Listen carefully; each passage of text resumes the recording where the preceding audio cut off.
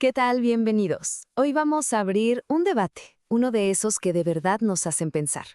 Un tema que se mete con lo más profundo de nosotros como seres humanos y al mismo tiempo pone a prueba los límites de la ciencia. El derecho a tener hijos. Y bueno, uno lee esto de la Declaración Universal de Derechos Humanos y suena bastante claro, ¿no? El derecho a fundar una familia. Parece algo con lo que todo el mundo estaría de acuerdo. Es casi obvio. Pero aquí es donde la cosa se pone interesante, porque llega la tecnología, la ciencia moderna, y de repente esa frase tan sencilla se vuelve un laberinto. Y nos obliga a hacer la pregunta del millón.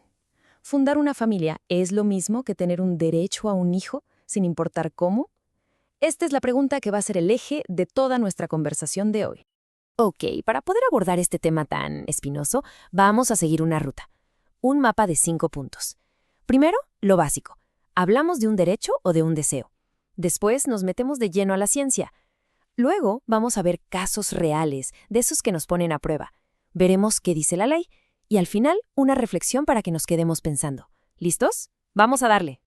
Perfecto. Entremos en materia. El punto de partida, la base de toda esta discusión es entender la diferencia, que es una diferencia gigante, entre lo que es un derecho y lo que es un deseo. Si no entendemos esto, todo lo demás se complica. A ver, seamos honestos. El deseo de tener hijos es algo muy, muy profundo para muchas personas. Pero la pregunta aquí es si ese deseo, por más fuerte que sea, se convierte automáticamente en un derecho que el Estado o la medicina deban garantizar. ¿Me explico? Es justo aquí donde empieza el verdadero debate. Ok, antes de meternos en los dilemas morales, en lo que está bien o mal, necesitamos una base sólida. Tenemos que entender la ciencia detrás de todo esto. Poner las cartas sobre la mesa, vaya. Hablemos de cómo funciona esta tecnología. El término que van a escuchar por todos lados es TRA, técnicas de reproducción asistida. Sencillito. Son todas esas herramientas médicas que se usan para, digamos, darle una ayudadita a la naturaleza cuando algo no funciona como debería para tener un bebé. Para no hacernos bolas, piensen que hay dos grandes caminos, dos categorías. Y la diferencia es súper fácil de entender. ¿Dónde se unen el óvulo y el espermatozoide? Si es adentro del cuerpo de la mujer, se llama in situ. Si es afuera, en una cajita de Petri, en un laboratorio, es in vitro. Así de fácil. Ahora, la técnica estrella, la que todo el mundo conoce, es la FIV, ¿verdad? Fecundación in vitro. Y el proceso es como una receta muy, muy precisa. Miren, paso 1, óvulos. Paso 2, esperma. Paso 3, los juntamos. Se espera a que ocurra la magia y ¡pum!, tenemos un embrión. Pero aquí, ojo, en el paso 6 es donde se abre una puerta a otro universo, porque podemos analizar ese embrión, saber su sexo, su mapa genético y ver si tiene alguna enfermedad. Aquí es donde la cosa se pone seria. Y claro, una vez que tienes esos embriones, ¿qué haces con ellos? No es una decisión fácil. ¿Se implantan? ¿Se guardan congelados para el futuro? ¿Y si sobran? ¿Se donan a otra pareja? ¿Se usan para investigar? ¿O simplemente se destruyen? Cada una de estas preguntas es un universo ético en sí misma. Muy bien, ya entendimos la ciencia. Ahora vamos a lo bueno, a los casos de la vida real. Esos que salieron en las noticias y que nos obligaron como sociedad a sentarnos y decir, a ver, ¿qué estamos haciendo? Vamos a ver algunos dilemas de verdad. Primer dilema, y es uno grande, la edad. ¿Hay una fecha de caducidad para ser mamá o papá? ¿Debería la medicina poner un alto y decir hasta aquí? Miren este caso. Elizabeth Monroe fue madre a los 66 años. ¡66! Por un lado está su deseo, ¿no? Pero por el otro está el niño. Un niño que muy probablemente se va a quedar sin mamá siendo muy joven. Entonces, ¿qué pesa más? ¿El deseo del adulto o el futuro del niño? Es una pregunta durísima.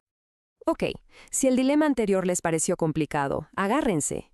¿Qué pasó cuando un hijo no es el fin, sino el medio? Cuando se concibe a un bebé para algo más. Hablemos del caso de la familia Hashmi. Tenían un hijo muy enfermo, necesitaba un trasplante. La solución que encontraron fue tener otro hijo. Pero no cualquiera. Usaron la FIV para crear embriones y seleccionar una. ¿Qué buscaban? Un bebé que no solo estuviera sano, sino que fuera el donante perfecto, genéticamente compatible, para salvar a su hermano mayor. A estos se les llamó bebés medicamento. Y aquí es donde entra la filosofía a darnos una cachetada. El gran filósofo Immanuel Kant dijo algo fundamental. A una persona nunca se le debe usar como un objeto, como un medio para lograr algo. Siempre debe ser un fin en sí misma. Y este caso, pues, choca directamente con esa idea. A pesar de todo el debate épico, ¿saben qué pasó? La Corte en el Reino Unido dijo adelante. Y bueno, vamos con el tercer gran dilema, uno que seguro han escuchado: la maternidad subrogada, o como le dice la gente, los vientres de alquiler. La pregunta aquí es brutal. ¿Qué pasa cuando firmas un contrato para gestar un bebé, pero al final el instinto o el vínculo es más fuerte que cualquier papel? La idea es simple, ¿no? Una mujer accede a embarazarse y tener un bebé para alguien más, pero la implicación es enorme. ¿Estamos poniendo en venta una parte del cuerpo? ¿La capacidad de gestar? ¿Estamos haciendo de un bebé el producto de una transacción comercial? Uf, es muy fuerte. El caso que lo cambió todo fue el de Baby M en Estados Unidos. La madre gestante, Mary Beth Whitehead, después de 9 meses, después de parir al bebé, simplemente no pudo entregarlo. Dijo, es mi hijo. El escándalo fue mayúsculo. Llegó hasta la Corte Suprema y al final el contrato se invalidó. Demostró que el corazón, a veces, no entiende de leyes. Ok, ya vimos los problemas, los casos que nos quitan el sueño. Ahora, cambiemos de canal. ¿Qué ha hecho la sociedad al respecto? ¿Cómo intentan los abogados, los políticos, ponerle reglas a algo tan humano y a la vez tan tecnológico? Y lo primero que hay que decir es que no hay un acuerdo. Para nada. Cada país es un mundo, las leyes que regulan esto son un reflejo perfecto de su cultura, de sus valores. Lo que en un país es perfectamente legal y hasta celebrado, cruzas la frontera y es un delito. Para que vean el contraste, miren estos dos ejemplos. Tenemos al Reino Unido. Ahí dijeron, ok, esto es complejo. Vamos a crear un comité de expertos que supervise todo, que dé licencias, pero que permita el avance. Un modelo pragmático. Y luego tenemos a Italia, con una ley súper restrictiva que dijo, cuidado, no queremos abrir la puerta a la selección de bebés. Son dos maneras totalmente opuestas de ver el mismo problema. Y no crean que con tener una ley ya se resolvió todo. Para nada. Quedan un montón de preguntas en el aire. Por ejemplo, ¿quién paga esto? Porque es carísimo. ¿Lo cubre el gobierno? ¿O solo quien tenga dinero? ¿Deberíamos obligar a las parejas a ir a terapia antes? ¿Y qué onda con los donantes? ¿Puede una persona donar 100 veces y tener 100 hijos biológicos por ahí sin saberlo? Son debates que están pasando ahora mismo. Bien, hemos viajado por la ciencia, nos hemos asomado a los dilemas éticos y hemos visto cómo la ley trata de poner orden. Y ahora llegamos al final de nuestro camino, a la reflexión final. Y la pregunta es, ¿y ahora qué? ¿Quién tiene la última palabra en todo esto? El autor del texto en que nos basamos, Alfonso Ochoa Hoffman, nos da una pista, una brújula. Nos dice algo así como, cuidado. Una cosa es lo que la tecnología nos permite hacer y otra cosa es lo que debemos hacer. No hay que dejarse llevar solo por el deseo, sino pensar fríamente en las reglas que necesitamos como sociedad. Y volvemos al principio, al punto clave de toda la charla. Hay que saber distinguir.